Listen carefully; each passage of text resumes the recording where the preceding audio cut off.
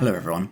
I recently released a video called Perfect Jumps in Super Mario 64, where we saw how the game's tool-assisted speedrun and A-button challenge community used the game's source code to figure out the mathematically optimal way of moving Mario in the air to get between 2 points in the shortest possible time, a technique known as Arctan straining. But this is only perfect when a critical assumption is valid. To stop Mario's velocity from becoming too large, the game applies some drag on each frame that slows him down. And Arctan straining is only optimal if that drag is the same on each frame. In many cases, this is perfectly valid, but there are special velocity values where the drag abruptly changes. And while we partially understand how to deal with these drag thresholds, there's not yet a complete theory. It's a daunting problem, but over the last few months I made it my mission to solve it. And after a lot of work and with some crucial help, I succeeded. Now I'm very happy to share my results for the first time in this video. We'll be able to understand some old results, see lots of pretty graphs, and hopefully learn a lot along the way. This video is made possible by some previous work by ERGC, Xander, and Cryolite, so big thank you to them. A few years ago, Xander, with Cryolite's help, developed a powerful new task optimization technique, and by applying their ideas, we can find the optimal controller inputs without any assumptions about the drag. The only downside is that because it's a computational method, it sometimes takes a long time to find a solution. But by using Xander's model as a starting point, we can find an analytical formula that gives the same results near instantly and allows us to understand what's happening in simple terms. More on this later, but first, if you didn't watch my last video or you need a refresher, let me bring you up to speed.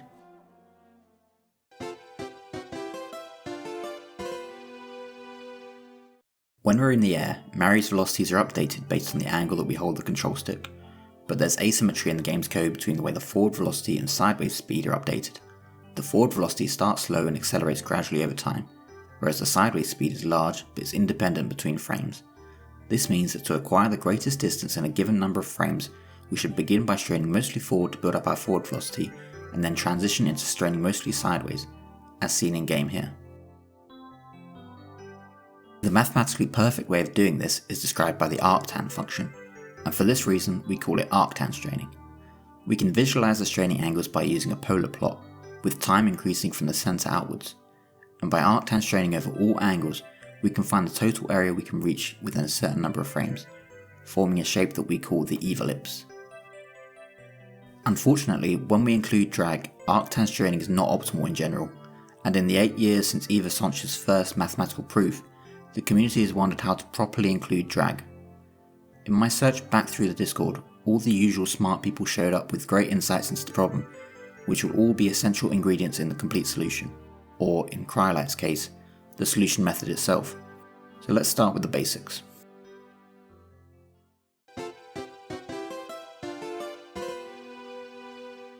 At the start of every frame, the game takes our forward velocity and either subtracts 0.35 or adds 0.35 to bring it closer to 0. And if this would cause the velocity to change sign, then it just gets set to 0 instead. Then, the game sees how much we're holding the control stick forward, multiplies it by 1.5 and adds it to our velocity. The game then takes this new velocity and applies a second source of drag, depending on its value. For long jumps, if the new velocity is greater than 48, it's decreased by 1. For any other jump, if it's greater than 32, it's decreased by 1. And if we're moving backwards with a velocity of less than -16, then it's increased by 2. So this equation describes how our velocity is updated from one frame to the next, with a minor source of drag, small d, and a major source of drag, capital D. The discontinuous nature of these functions leads to some sharp thresholds, or soft caps, for both the minor drag and major drag. If the velocity crosses these thresholds, the drag changes abruptly, leading to some peculiar behaviour. For example, say we're long jumping, the forward velocity on the last frame was 47, as you can see in the top left, and we hold directly forwards on the control stick. The minor drag is 0.35, and after straining the velocity will be over the threshold, so the major drag is 1. So we predict that the new velocity will be 47.15. Even though we strain fully forwards, we only gain a tiny 0.15 speed due to the huge speed penalty as we cross the drag threshold. Because our velocity is so close to the threshold, here we can actually gain greater speed by straining less forwards, keeping our speed exactly at or just under the threshold value. which also has the benefit of giving us some free sideways movement. It's usually not possible to hit the exact float value at the threshold, so the velocity ends up just below it, which is why this is called the XX.99 trick. To keep our velocity at the cap while maximising our sideways movement, we can keep straining at the same very wide angle, straining forward just enough to counteract the minor drag. For forwards movement, this angle is 76.51 degrees, and I'll represent it as the Greek letter chi, just because it looks like an X. It's clear that when it comes to the optimal straining problem, the XX.99 trick and Arctan straining are both optimal in certain cases, but how should they be properly combined in the general case, to allow us to gracefully navigate all of these drag barriers? If we assume that the drag is constant over the trajectory, then things are fairly simple. The optimal straining angles are just given by the Arctan formula. But if our initial velocity is close to the drag threshold, our assumption that the drag is constant breaks down. The actual results are very different from our predictions, and Arctan straining is no longer optimal. You might say, okay, how about we do a regular Arctan strain until our velocity reaches the threshold, and then do the XX.99 trick to keep the velocity constant without going over. But you'd be wrong. Well, naturally you'd be kind of right, but the real answer is a bit more complicated than that.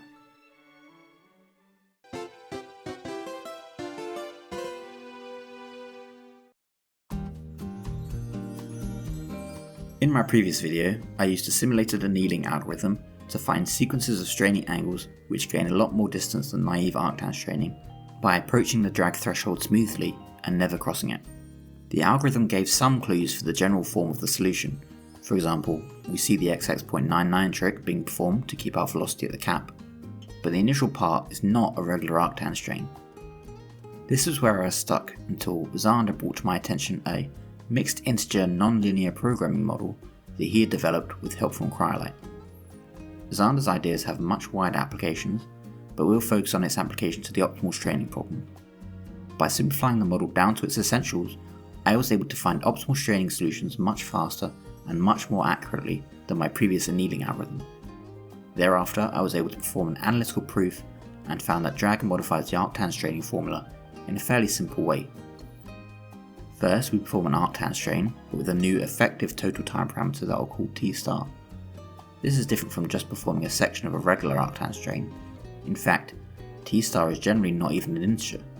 In this case, it's around 22.35, and the Arctan strain is performed over 21 frames. After this, we perform the XX.99 trick by straining at our constant angle chi, and only at the very end do we finish with a regular Arctan strain. So let's see how we can implement this in game. First, we need to perform our modified Arctan strain for 21 frames. Thankfully, we can do this by using the input directional Lua program by using the special offset parameter D, which is related to our parameter T star in a simple way. Notice that our velocity shown in the top left reaches the long jump drag threshold of 48 after the 21 frames. Next, we perform the XX.99 trick for 8 frames, keeping our speed at the threshold. Finally, we perform the regular Arctan strain for a single frame, and I just entered the angle manually. In this example, we deliberately kept our velocity under the cap, but depending on the problem, we can have different values for n1, the number of frames over which we perform the modified Arctan strain, and n2, the number of frames over which we perform the regular Arctan strain, with any remaining frames being used for the XX.99 trick. Depending on our initial speed, target angle, and total number of frames, it may be best to stay under the threshold or increase our velocity over the threshold, or if we start above the threshold, even deliberately reduce our velocity to lower the drag. So as well as our old Arctan solutions, we have 3 new types of solutions, which due to lack of imagination I'll call stay under, cross over, and cross under. And now we're going to go through the proof of this step by step. By the way, thank you so much to everyone who's supported the channel so far. I really appreciate everyone who can help in any way they can.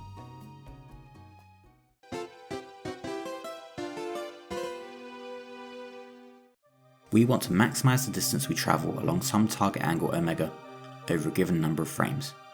Using a vector dot product, we obtain an expression for this distance, and to maximize it, we need to know how it depends on our control stick straining angles on each frame. The sideways part is simple enough. On each frame we get a sideways displacement of 10 multiplied by how much our controller is held to the side of Mario, so we just sum this over all frames. However, since the forward velocity accelerates over time, that distance is more complicated. But we can express it in terms of the extra velocity we gain on each frame. For example, if we calculate the distance gained over 3 frames, we can group terms together and find that each velocity gain is multiplied by the total number of frames over which it can accumulate distance. In the general case then, we have these expressions, and it looks like we found the dependence of our objective S on each of the straining angles. The problem though, is that the drag on every frame depends on the current velocity, and this depends not only on the current straining angle, but the straining angle on all previous frames. Even by the second frame, the drag already has a very non-trivial dependence, especially considering the discontinuous nature of the drag functions. This seems like an intractable problem, but the solution is surprisingly simple. The idea is that instead of treating the drag as functions, we treat them as their own variables. So as well as optimizing over these straining angles, we also optimize over these drag variables. And of course, for this to work, we have to introduce some constraints to ensure consistency with the original problem. There are 2 approaches to solve this. In the mixed integer nonlinear program, or MINLP, we maximize with respect to the straining angles and drag variables all at once, which must be done numerically, i.e. with a computer. But there's also the analytical approach, where we first maximize with respect to the straining angles, with the drag fixed, and then maximize the result with respect to the drag variables. Both approaches give the same results. Our main focus will be on the analytical solution, but first let's take a quick look at how the MINLP works.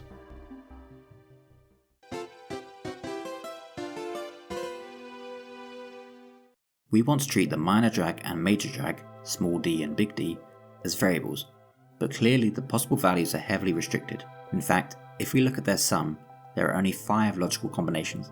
Depending on our forward velocity, the total drag is always one of these 5 values. Let's try to determine the drag value by playing a game of 20 questions. Actually, it will only take 3 yes or no questions. Question 1. Is the absolute speed less than 0.35? If yes, we're done. The minor drag is equal to our speed, so that our velocity snaps to 0, and there's no major drag.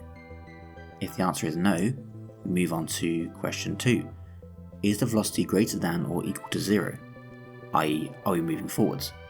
If yes, the minor drag is 0.35, and if no, the minor drag is minus 0.35. Finally, question 3. After the minor drag and straining, is the speed over the threshold value? If yes, the major drag is active, and if no, the major drag is 0. And this determines the total drag value among the 5 combinations. We can assign a binary variable for each question, that equals 0 if it's false and 1 if it's true. Sorry for all the Greek letters, but there's usually some logic to how I name things. The point is that this is the minimum amount of information needed to determine the drag on each frame. We can also write the inequalities that the velocities must satisfy based on these values. For example, if sigma is 0, this inequality says that the velocity is negative, and if sigma is 1, it says that the velocity is positive. We can do the same procedure for the other 2 variables. And these 3 constraints ensure that using these new binary variables is equivalent to our original problem. They are velocity constraints, but through our velocity equations, we can instead view them as constraints on the straining angles phi, or more specifically, the cosine of our straining angles, which is how far we hold the control stick forwards on each frame. For instance, if we want to be below the threshold on frame t, we sum up how far we hold forward on each frame up to that point, and make sure it's below a critical value that would put us over the cap. To make our lives easier, we can optimize directly over cosine phi, which we give the symbol b. This makes our constraints linear, which is generally a good thing. So this is the mixed integer nonlinear program. This idea from Xander is very powerful, because we can replace the objective function with anything we want, and add other constraints freely. But for now we'll focus on the problem at hand. I wrote some Python code to solve the MINLP. We can then pass an initial speed, target angle, and number of frames to this function, and it will calculate the optimal control stick angles for each frame. We can then plot these angles, and the resulting velocity. Now, mixed integer programs like this are generally NP hard to solve, meaning there's no guarantee that a solution can be found quickly. For a single solution, it's not too bad, in this case taking 9 seconds. But if, for example, we want to search through 1,000 different target angles, it can take hours. And this is where the analytical solution really shines.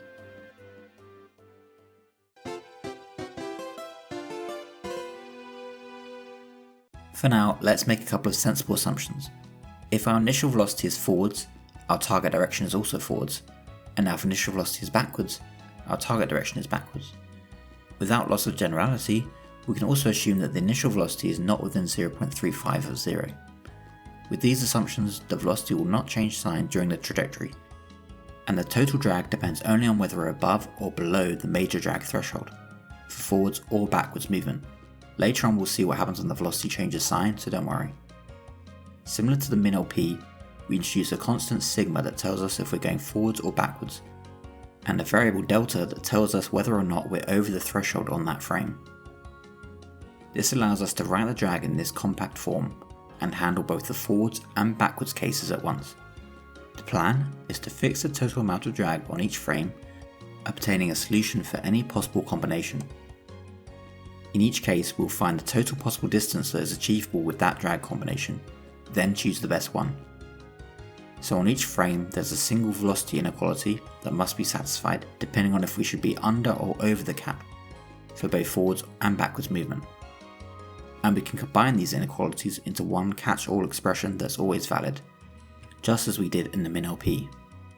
We have a very similar problem as before, except we're fixing the drag on every frame, and there is only one constraint per frame instead of 3. Without these constraints, this is a simple problem. If we look at the total distance as a function of any of our straining parameters b, we can find the point where the local gradient is 0, giving us the optimal straining angle that maximizes the distance. And with some simple calculus, we find our old Arctan straining formula. However, when it comes to enforcing our constraints, it may not be possible to reach the unconstrained maximum, and we have to find a new maximum that is consistent with the constraints. The proper way to handle such a problem is to use something called a Lagrangian, named after Italian and French mathematician Joseph Louis Lagrange, born Giuseppe Luigi Lagrangia. The Lagrangian combines the objective function that we want to maximize, in our case the distance along some angle, with the constraint inequalities, with each constraint being multiplied by a positive multiplier, lambda, which we need to determine. Roughly speaking, each multiplier represents a force exerted by the corresponding constraint, and instead of maximizing the objective function s directly, we maximize the whole Lagrangian. In doing so, we find how the regular Arctan formula is modified by the drag boundaries. The hard part, of course, is figuring out the unknown multipliers lambda. It's convenient to pause at this point and define a special angle that I'll call alpha. If we look at the regular Arctan straining formula without drag, alpha is the final angle of the trajectory. In other words, it's the optimal straining angle for a single frame. This is useful firstly because we can simplify our formula, but more importantly, a lot of the behaviour will depend on the relative values of alpha, the characteristic angle of Arctan straining, and chi, the characteristic angle for the XX.99 trig. And this will be enormously helpful as we determine the unknown multipliers. I realise all this talk about constraints seems quite abstract, so let's consider a simple analogy.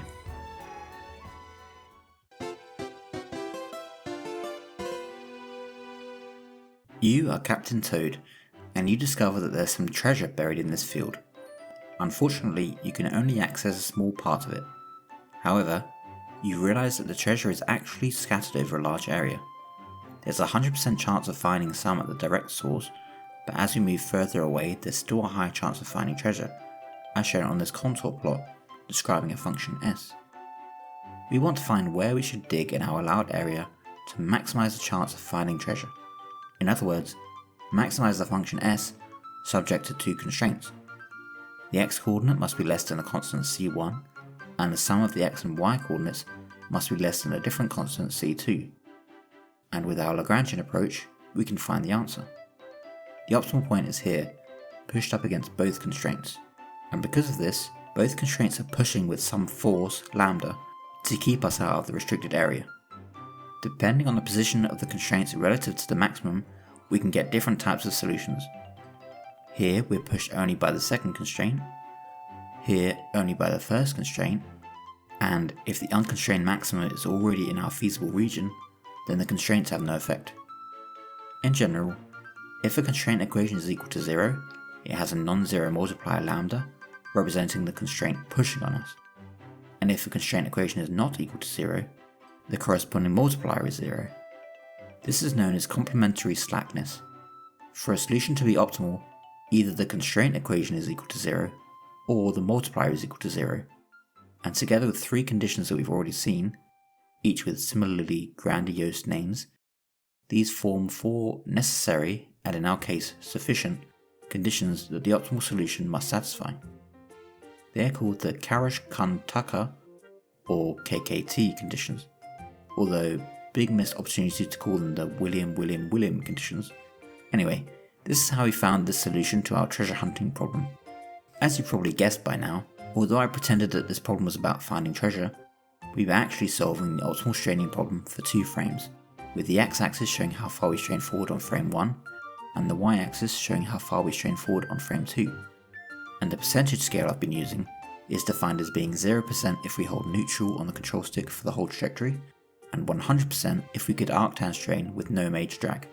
Our first constraint line is where the velocity reaches the threshold on the first frame, and the second constraint line is where the velocity is at the threshold on the second frame. This means that the allowed region that we were searching in was just all the straining angles that would keep us under the threshold on both frames. And by solving the KKT conditions, we found that we can gain 96.4% of the dragless distance by immediately reaching the threshold and then staying there on the second frame. But why did we choose this region anyway? How do we know we can't get more distance by going over the threshold? If we look again at our full distance formula, we see that there are large penalties if we lose velocity due to drag, with earlier frames having more significant penalties. In the 2-frame case, we then have a relatively small penalty for being over on the second frame, a larger penalty for being over on the first frame, and a significant penalty for being over on both frames. If we want to stretch our analogy, we can imagine that the owner of each field charges a different flat fee for the privilege of searching there for treasure. In any case, optimizing over S directly is not possible due to these discontinuities. Instead, we solve each region individually. In each case, we fix the drag penalty and then add constraints, so that we only accept solutions that are consistent with the original problem. Using the KKT conditions, we can then maximize the distance within each region, and the best one is the global maximum. Now, alarm bells may be ringing for you right now, because while this is trivial for 2 frames, the number of combinations grows exponentially with increasing number of frames. So if we want to optimize over 30 frames, or 1 second, there are over 1 billion combinations. Fortunately, there's a simple rule we can use to eliminate the vast majority of combinations. We can consider only cases where the drag threshold is crossed at most once. In other words, the drag is either constant over the whole trajectory, monotonically increasing, or monotonically decreasing. For the optimal straining problem as we've currently stated it, the solution always falls into one of these categories, which reduces the number of possible combinations from 2 to the power of t to a much more reasonable t plus 1.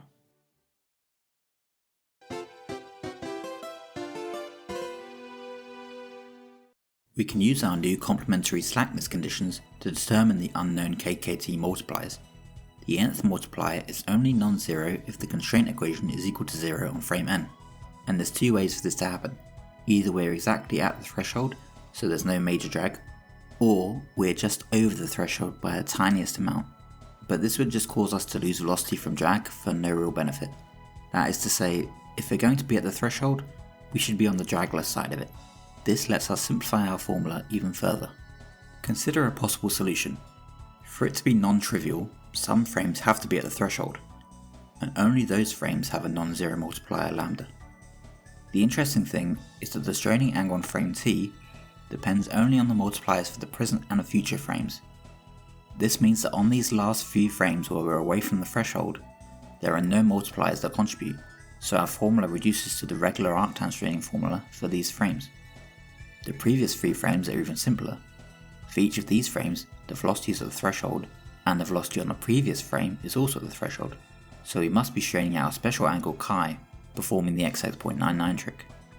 On this frame before, we first reached the threshold, so this could be viewed as an XX.99 trick, but the straining angle isn't chi because the velocity had to increase to get there.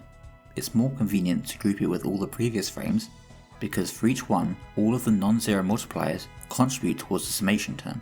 For these frames then, the formula takes the same form as a regular arctan strain, but with the total number of frames capital T replaced with an effective parameter T star, formed by subtracting all of the KKT multipliers from the total number of frames. We've now proved that the optimal solution is always made up of some combination of modified arctan, XX.99, and regular arctan segments, as I already spoiled for you earlier.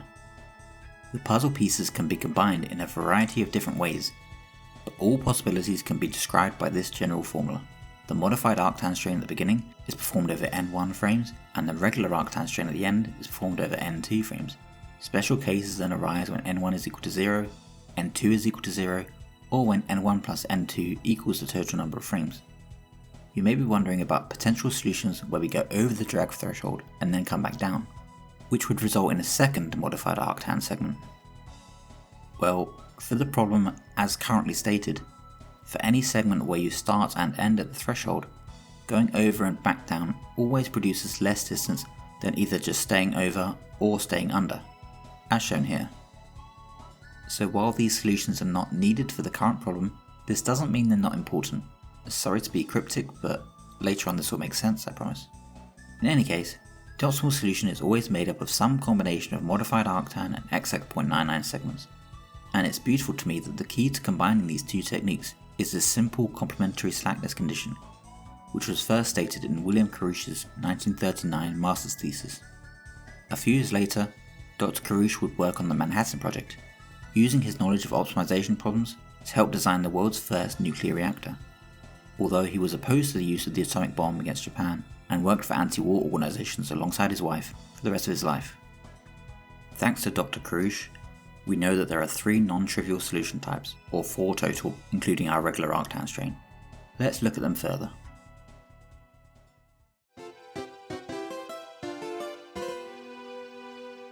For each of our 4 solutions, we need to determine the remaining unknowns and find which solution applies in a given scenario.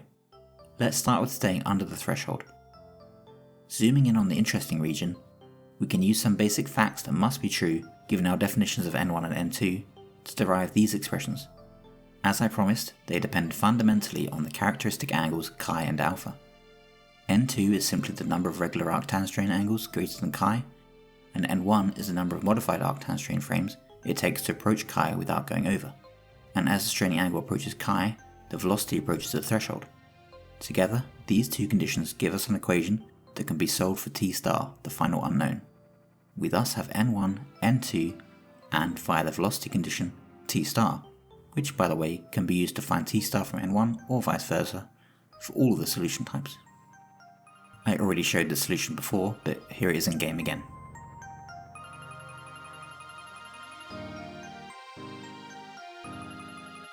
Next, let's look at the strange case where we start above the threshold and cross back under it. It shares many similarities to the previous case. We can determine N2 by the same logic. But now, instead of approaching the XX.99 angle, chi, on frame N1, we approach 90 degrees. This means our modified arctan strain ends with us straining completely sideways. But this is only approximate. Over a smaller number of frames, we sometimes have to strain slightly forwards, or even slightly backwards to ensure that we end up at the drag threshold. So if this is only approximate, how do we determine N1 exactly? Well, the lazy approach is to check every possible case. With T frames there are a maximum of T choices of the frame where we reach the threshold, and it's pretty fast to find the total distance in each case and pick the best one. But we can be a bit more ambitious than this. If we consider the case where we reach the threshold 1 frame early and 1 frame late, the total distance should increase as we approach the optimal value and decrease as we move away from it. If we use a bit of imagination and pretend that N1 can be changed continuously rather than only in integer steps, we can use calculus to find the value of N1 that maximizes the distance, and then just round it to the nearest integer. Remembering that N1 depends on T star via the velocity condition, in using the rules of partial and implicit differentiation, we find an equation which, after a lot of calculation, gives an expression for N1 in terms of the initial velocity and target angle omega. Although I have hidden a lot of the complexity by introducing some new parameters. And although we use this calculus trick, this expression is almost identical to the exact result. The greater our initial velocity, the more frames it takes to get back to the threshold. As an added bonus, as well as solving this cross-under case, we also get an expression for the stay-under case for free, just by setting the major drag to 0. And the modified Arctan parameter t star can then be found from the velocity condition.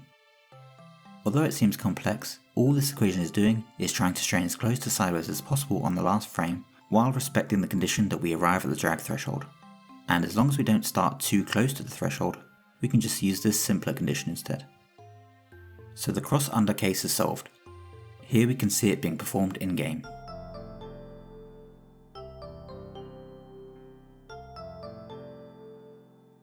Finally, let's consider the case where we cross over the threshold. Since there are no XX.99 frames, N2 is determined directly by N1. We can gain a maximum of 1.15 velocity on every frame, and we might conjecture that since we're going over the threshold anyway, we may as well do it as soon as possible. After all, the earlier that we increase our velocity, the more frames it has to accumulate distance. Note that this doesn't mean we have to strain completely forwards. In this case, a regular Arctan strain would overshoot the threshold on the 10th frame. To optimally strain, we modify this Arctan strain, straining more sideways so that we land exactly at the threshold on that same frame. This can be seen more clearly on the velocity plot. A regular Arctan strain overshoots the threshold, so the major drag kicks in and drops us back below it. To optimally strain, we modify the Arctan strain just enough to land exactly at the threshold so that there's no major drag on that frame. This formula works if we can Arctan strain to the threshold in the same number of frames as if we just held directly forward. But more correctly, N1 is given by solving this formula, and in the limit where the target angle is mostly forwards, it simplifies to the earlier result. This is how N1 depends on the initial velocity, decreasing in integer steps as we approach the drag threshold. And if we look at t star, we see these big spikes where t star is just equal to the number of frames t, and the modified Arctan reduces to a normal Arctan strain. Here is the crossover solution being performed in-game.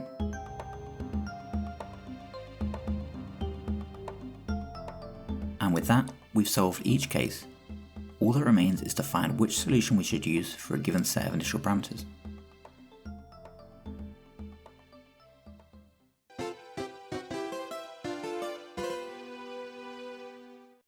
Let's see how the optimal solution type depends on the initial velocity and target angle. For our first example, we'll maximize our distance over 5 frames. For certain combinations of velocity and target angle, Arctan straining will reach the threshold exactly. If the velocity is lower than this, then regular Arctan straining is optimal, but above this line, we need to decide whether after reaching the threshold, it's better to Arctan strain and go over the threshold, or do the XX.99 trick and stay under it. If we can find where these two options give exactly the same distance, then crossing over the threshold will be optimal for angles smaller than this, and staying under the threshold will be optimal for larger angles. And if we start above the threshold, we can find where crossing under the threshold gives the same distance as Arctan straining.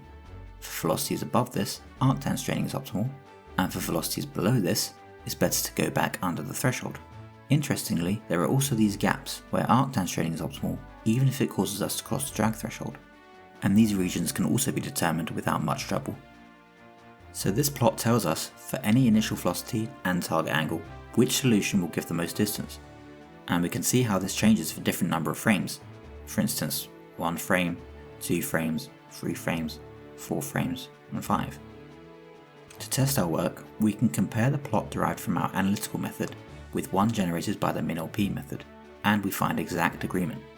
The only difference is that this MINLP plot took 3.5 hours to generate, whereas the analytical plot with 5 times the resolution took just 5 minutes.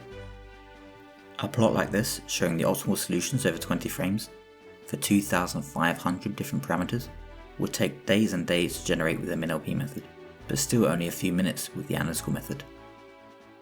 Going back to the 5 frame case, we can also directly plot the solutions for N1 and N2.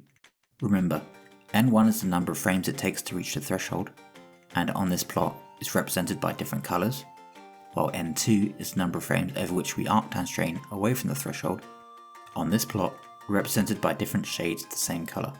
The idea is that the lighter the colour, the more closely it resembles a regular Arctan strain. All these plots have been for forward movement, but the plots for backward movement show the same behaviour. the main difference being that the crossover solution doesn't exist for backwards movement. Indeed, the drag is stronger for backwards movement, so it's not actually possible to go over the drag threshold unaided.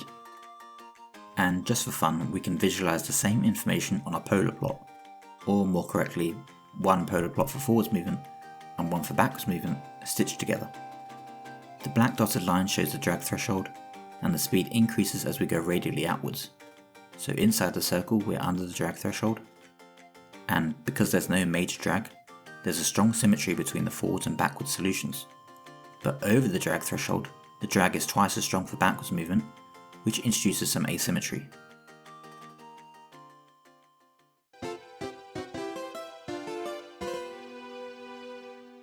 We've now thoroughly solved our original problem and can maximize the distance along any angle over any number of frames. Without drag, this was entirely equivalent to a different problem, finding the complete area that we can reach by straining in the air. We just maximize our distance along every angle and find that by Arctan straining, we can end up anywhere on the border of this shape, which we call the Iwerlipse. Without drag, the shape depends only on the total number of frames, with the initial velocity only providing a constant displacement. But when we include drag, this is no longer the case. If we were to just naively perform a regular Arctan strain, we would lose a lot of distance as we cross over the drag barrier. But with our new optimal straining method, we can recover a lot of this lost distance. Let's take our 5-frame example and see how the Iwerlipse looks for different initial starting velocities. We maximize the distance along all angles,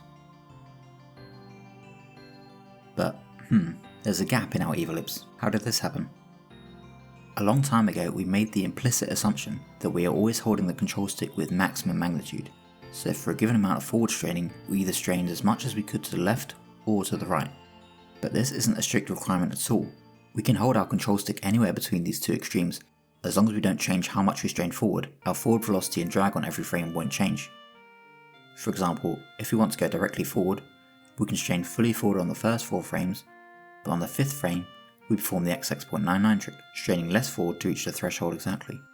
Under our previous assumption, we then got as much sideways distance as we could by straining fully to the side, which gives these 2 points, but we can just as easily reach anywhere between these extremes. This gives a completely flat forward edge to our Iwerlipse, and of course, I derived the general formula for the width of this edge and for the max forward distance. Increasing our initial velocity slightly, there are now points on the Iwerlipse that we reach by crossing over the threshold. But we also have more gaps. The front is filled the same way as before, but what about these side gaps? If we zoom in to the interesting region, we see the problem. These 2 endpoints both maximize distance along the same direction. Specifically, at these angles where the crossover and stay under solutions meet. Now, how should we fill this gap? We jumped from the stay under to the crossover solution because the latter started to give more distance, but we needn't do that. We can go all the way to the most extreme stay under solution, where we strain completely forwards until we reach the threshold. Similarly, we can extend our crossover solution and fill in the remaining gap by reducing our sideways straining. This was all a bit ad hoc, so how can we make sure that this is the best we can do? Well, the MINLP comes to our rescue again. We can swap in a new objective and a new constraint to find the edge of the Iwerlipse. It takes a long time to run, but it does agree with our analytical findings, even in this side gap. We've just made quite a strange discovery. The Iwerlipse is generally not convex. In a convex shape, we could draw a line between any 2 edge points and the resulting line would pass through the inside of the shape. This is not the case here. We have these peculiar concave regions, and although if we draw the Iwerlipse to scale, these regions are often not noticeable, they are the reason why these 2 problems are no longer completely equivalent. Instead, we have to add in a few extra solutions to fill these concave regions of the Iwerlipse. Luckily, it's quite easy to show that all solutions to problem B can be written in the same form as solutions to problem A. They are still made up of modified Arctan and XX.99 segments. There's one important difference though. Previously, we neglected solutions where we cross over the drag threshold and then drop back under, but our logic for neglecting them no longer holds. If we use the slightly clumsy notation n1.5 for the number of frames we spend above the threshold, we then have this general solution for all points on the edge of the Iwerlipse. Increasing our initial velocity further, we can fill in the gaps using our previous methods but by adding our new crossover and back solution, we can do even better. It's pretty straightforward to find the parameters for these solutions. The number of frames it takes to reach the threshold is the same as the solutions on either side, which you've already worked out, and we need a minimum of 2 frames to go over it and back down. Once again, the MINLP agrees with our solution. Not much changes as we continue on further, except that now we see 2 of these bumps instead of just 1.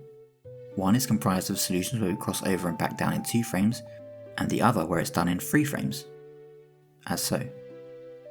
And this is turning into a catchphrase, but the MINLP agrees. And the closer our initial velocity gets at the threshold, the more these solutions appear. All points on the edge of the Iwerlipse are reached by one of these solution types, with the now familiar general form Arctan straining segments separated by XX.99 segments. We can now easily see how the Iwerlipse depends on initial velocity as we approach the drag threshold, or how it grows with time for a fixed initial velocity. It no longer resembles an ellipse really, it's more like a shield. Anyway, although we've focused on forward velocities under the threshold, we can also see what the Iwerlipse looks like when we start above the threshold, or for backwards movement. 8 years ago, when the dragless Iwerlipse was first being investigated, Bad Boot ran some simulations which brute forced all possible straining angles to find a resulting area, but he also produced some similar plots for initial velocities close to the drag threshold, where we see the shield-like shape, complete with its concave regions. We're pretty much done. There's just one bit of unfinished business that I promised to come back to.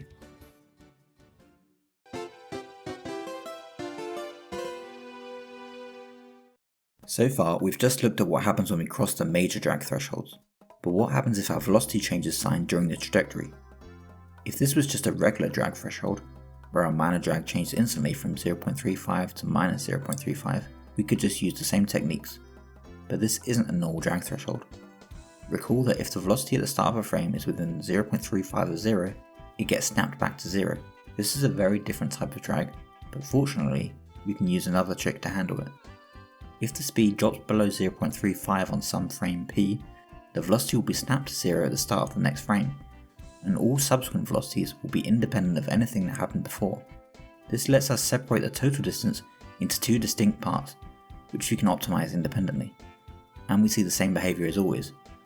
Modified Arctan strain until the drag changes, then a regular Arctan strain. Although other solutions are also possible, like just performing a regular Arctan strain straight across, or performing something similar to an XX.99 trick, straining at the same angle, basically performing a 1 frame Arctan strain over and over again, which is not enough to bring us over 0.35 speed. With that, I'd say our problem is pretty much solved. We can even handle all the drag thresholds in one trajectory. In this example, we start at a speed of minus 32, but want to travel diagonally forwards as much as possible. I don't know why we want to do that, but hey. We have one modified Arctan strain to the minus 16 threshold, but just below it, so we get a free boost from the major drag, which is actually working for us and not against us for once. Then another modified Arctan, landing at minus 0.35, another to reach 32, we're doing a regular jump, not a long jump this time, then the XX.99 trick, and a final regular Arctan strain. So the main conclusion of the whole video is that optimal straining is always made up of modified Arctan strains and XX.99 tricks, and this follows directly from the complementary slackness condition. Thank you again, Dr. Karouche. And thanks to you for watching. I hope that we've done enough to etch our names into the history of Arctan straining. Thank you again to all the generous people who've donated to the channel. If you'd like to contribute too, you can donate using the link in the description. And if you can't, please share this video to anyone who might be interested, like, subscribe, and all that stuff. I've got more Mario 64 videos planned, and I'd also like to do some videos on some general maths and physics stuff, so let me know if that's something you'd be interested in. And if you didn't understand something, please drop a comment below or message me on Discord. I try to answer all the questions I get. Alright, thanks, see you next time. Take care.